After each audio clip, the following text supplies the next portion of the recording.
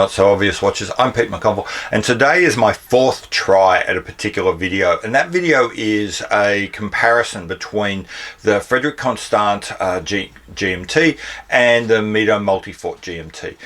Fourth try because I haven't been able to get the format of this right. I haven't been able to get the expression I've wanted to say right, and I'm still not certain I've got it, but I think this is getting much closer. Excuse me for 1 second, I just realized I woke up my cat, and if I don't get him out of the office, he is just going to keep crying and crying. This is my cat. Okay, so the first thing is, in this comparison, I'm not going to be looking at scoring or anything like that. I've discovered that I just can't. One of the things that went wrong was trying to come up with a scoring system. The second thing is, I'm not going to redo the reviews of these watches. I have already reviewed both of these watches. There will be links to those reviews down in the notes below. If you want more detail about any particular watch, reference numbers, movements, that sort of thing, it'll be in those. So with that said, let's crack in. First off, the two watches we're looking at, the Frederique Constant GMT and the Mido Multifort GMT, are both entry-level Swiss travel watches. Probably down the dressy tool watch end, and certainly entry level. We're generally talking something around, depending on how much you've got to spend and how you can find one, you might get one for as little as 750, 800 US. You might have to go up to about 1200 US, depending on the make, model and that you get. In terms of functions, both of these are pretty much, both of these hit the mark at hit the base mark, which is time, date, GMT, obviously. The Mido's got a slight, one slight addition, which is nice, which has got that inner rotating bezel. I love inner rotating bezels. The engineer in me kind of likes the elegance of the design. I do find external bezels a bit of a bodge, as much as they're really useful. So I like that bezel. On the other hand, it's a bit fiddly, and it is a 24-hour bezel. Now, people are going to say that that's a great thing because you can track a third time zone, but I don't know anyone who actually does that. I've never tried to track a third time zone with a GMT watch. I'd actually prefer it to be more like a standard diver's bezel, and then you can use it just as you would do for a diver's bezel, as kind of just a cheap and quick timing device.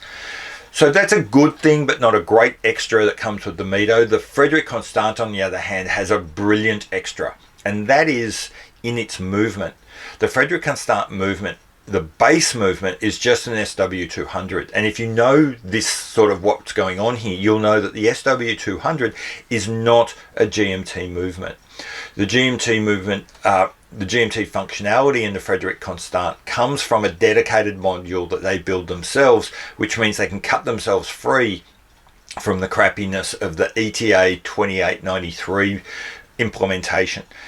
The standard ETA GMT implementation gives you a jumping GMT hour. That's a bit of a pain in the ass for actually traveling and trying to change the time zones. It's much better if you have a jumping local hour hand, and that's exactly what Frederique Constant gives you here. It is one of the only, along with its sister brand over in Alpina, I think the Frederique Constant and the Alpina are the only brands down this end of the market that I can think of that give you a true jumping local hour hand capability. And as such, they just blow, from that point alone, they pretty much blow every other watch in this segment out of the water. Now let's talk about versatility. Okay, we'll flip it around and I'll look at the Frederique Constant here first. It's kind of a dress watch that's a little bit casual. The way it's been designed and set up, it's, like I said, it's clearly a dress watch with its coloring and with the motifs that it's got coming through the Roman numerals and so forth. But at the same time, it's a little bit casual, so you can kind of wear it in most places. It's on the biggish side, 42 millimeters across, 49 millimeters long, and 12.5 thick. So from a versatility point of view, it will probably only suit, it could be a problem for some wearers. On the other hand, the lugs wrap are very deep. They wrap a long way down, and the actual band attachment points are very low. I think they're actually lower than the case back, which means that it sits very snugly on your wrist. So even if you do have a slightly smaller wrist, this watch will fit quite nicely and snugly. So be cautious about ruling it out because of the size. Moving over to the Mido, the Mido is very similar sized. It's a little bit smaller, but it's also a little bit flatter, so it doesn't really take advantage of its size, so it doesn't really win any bonus points from a versatility perspective there. Like the Frederique Constant, its styling kind of balances dress and play, takes a slightly different approach. It's a much bolder design, but at the same time, especially with the PVD gold, and whilst the blue is quite striking, blue itself is a fairly conservative colour. It's not like it's bright orange or lime green. You can easily straddle both the casual and the business with this watch. The thing that, in this case, the Mido though wins the Versatility Award because of its 100-metre water resistance, and screw-down crowns and everything that comes with. If you're taking these watches away and you're on a business trip or something like that, where you're going to be having to go to some meetings, but you're also going to have to, you want to hang out by the pool or perhaps go to the beach. With the, if you've got the Frederique Constant, you are definitely taking a second watch. You're probably taking a diver or something. If you've got the Mido, this could be your only watch on that trip. Okay, now let's talk about the design and the looks. This is one, I'm going to give this to the Frederique Constant. I think it is a better looking watch. It's a better designed watch. There's more thought that's gone into it. I love the just little touches, like you're going to choose to use the Roman numerals, which can give it a kind of formal, stuffy look, but then you give it a modern sans serif font. You don't use Roman numerals for every marker. You intersperse the Romans with indices, give it this nice flat white dial, but not a completely matte dial. It's got a bit of a sheen, a bit of a pearlescent feel through it. Get the design exactly right in terms of it's a nice simple curved case, but it's a beautifully simple, well executed curve. The XKX, for example, is a curved case that looks kind of blobby and melted. Others look kind of bulgy in the wrong places. These guys got those curves and everything exactly right. So there, I think it's a really, really good looking watch with no obvious problems. There are some things you could do to clean it up a little bit. I think the bezel's perhaps just a hair too thick. I think the some kind of different treatment between the bezel and the case, the mid case would have been nice. Maybe going for a mid polish on one and a high polish on the other. Just some little things could have cleaned up the design even further, but all in all, I think they've nailed this one. The Mido is still a really good looking watch. I love wearing it. That's why I bought it, and that's why I've still got it. I love the boldness of the color choices, and the things like the choice for what is a sort of Mido multi-fort characteristic, the Geneva stripings on the dial. I really like that. I'm a sucker for a compressor case. I like the aesthetic of the two crowns. Some people don't like it, and maybe it's me being a lefty. It's easier on my wrist, but I like that look. I like the elegance of an inner rotating bezel. All of that's good. So why don't I like it? I think some of the design choices come off as just a bit blingy, and it's kind of like they don't have enough substance behind them. The hands are kind of a bit too simple and a bit too bright all over. I think they needed a little bit more design and a little bit more thought. I've got to mention the mismatched color wheel on the date just irritates the hell out of me. Why couldn't you have made that blue? Even black probably would have been better, but that stark white is just wrong. That's a very poor design choice. And finally, whilst I understand lots of reasons for it, a PVD finish, I'm not 100% sold on the look. It just looks a bit too glossy, the color's just not quite right for me. So whilst it's still a good looking watch and I kind of like it, I've got to give the points here to the Frederique Constant. One of the next criteria I use to assess watches is feel, and I think about feel in three different ways. That is sort of how does it feel on the wrist, which is the most important, but also how does it feel in the hand, like if you're just holding it, and then how does it feel when you're using the controls. And again, this is I would give the Frederique Constant the points here on all three categories. Both watches feel good, but the shaping of the case, the more aggressive angling of the lugs, the setting the band attachment points much lower on the Frederique Constant all give it a much more secure, much more planted feel on the wrist. Also, there's some other little things like the side case of the Frederique Constant is quite curved, so that as you move your hand around, there's no pinching, no grabbing, no pressing. The Mido's not bad at any of those. It's got some of those features, but just not quite as much, and so it's not quite as good as the Frederique Constant. Same goes for when you've just got the watch in the hand. In the hand, the Frederique Constant feels weighty and substantial and also silky smooth, and it just feels like a quality piece of metal work in your hand. The Mido just doesn't give you that same feeling. There's edges where you don't expect to find them. There's, instead of the silky smooth finish, it can be a bit sandy, a bit abrasive. It just doesn't have, again, not a bad feeling watch, just not as good as the Frederique Constant. As far as controls go, they're both pretty much of a muchness. They feel pretty good. But overall, I'd give the points here for wrist and hand feel to the Frederique Constant. So here now we're going to talk about the build or the execution of the ideas of the designer. And at this point, Frederique Constant, which has kind of been leading the whole way, just hits the afterburners and leaves the Mido in the dust. The build quality of this watch is far and above what you would expect to get for the entry-level price. It is a really simple design, but the design is executed beautifully, whereas the Mido has these very simple pressed hands, giving it a very two-dimensional, very flimsy look.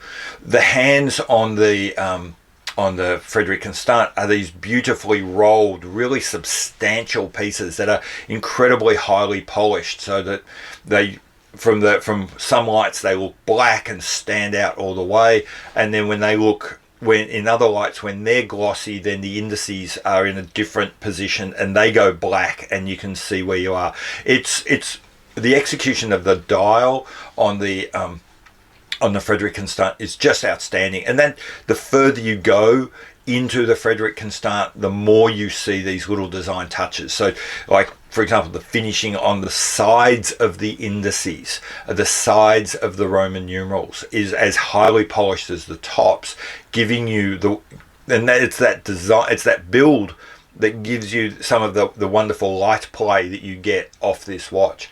Things like the GMT hand, which is a pretty simple design, but at the same time, at least you get, even when you're looking at that, you get the impression that there was some emphasis put on building this right, making sure that the colouring and the painting was just right. Even there's this one thing that they've done, which again, I can't understand why they did it. I'm not even sure if it was that successful, but they're trying to put a lens inside the date window, not grafted on top like a massive great Cyclops abomination, but putting a lens inside the date window to try and make the date easier to see. Who does that? And what were they, I mean, that's a level of detail and a level of attention which really blew me away at this price point. Compare that to the Mido, which is perfectly workmanlike, which is built to all the kinds of standards you would expect of a good, solid Swiss watch-based company. It just doesn't match any of that. If you look at the GMT hand, it's a single one-piece red hand. If you look at the hands themselves, they're very simple, simply stamped out, one very easy fold, that's it. Polish all over, nothing really to make them complicated. In terms of the indices, 12 identical indices, a little bit of shaping that's gone on there, but really not a great deal. Just everything's okay, but there's nothing here that tells me they put a special effort into trying to build this watch to execute the design particularly well. So as I said, the Frederique wins this part of it hands down. I didn't design the test this way, but it just worked out that the next category is a slam dunk to the Mido, and that is in ease of ownership. It is a current generation, unmodified, unmessed with swatch product. So dead easy to buy, dead easy to maintain, relatively cheap. You can get it in a million different, or you can get it in every single colorway that this watch comes in. It is hard to imagine a watch that would be easier to own, and it comes in with a price of around about $800 to $1,000 US. Very easy, and you can pretty much guarantee that's what you're going to pay. On the other hand, this Frederique Constant is out of production. It's harder to find. I almost think the prices are rising. Not a lot. I'm not for an instant trying to say that this is an investment piece, but I think as the stock went through its kind of, just get rid of the last stock, the price fell a lot, which is where I picked up mine. But now I'm beginning to see that those people who have got them are no longer desperately trying to dump them, and so they're just going to sell it for the price they want for it. So the price is rising. And the last thing I wanted to add was, and of course, the price you pay for that in-house GMT movement on top of the Versatility 200 is, of course, if something goes wrong with that, it's going to be harder to fix, opposed to the bog standard ETA. So you combine all of those things, mash it together, and as far as owning something easily and trouble-free and not having to worry, definitely you'd be going for the Mido here. In terms of extras, there is nothing to split them. They've both got nice bands, both come in decent boxes. There's really nothing much more to say there. Another way I like to assess watches is their authenticity, and that's really how true are they to themselves, or how much have they copied off someone else? How true are they to the history and the style and the expectations of the brand? And then how transparent are they about what they truly are? Both of these watches are very authentic, and they both get about the same score, so I'll talk about them just as a collective.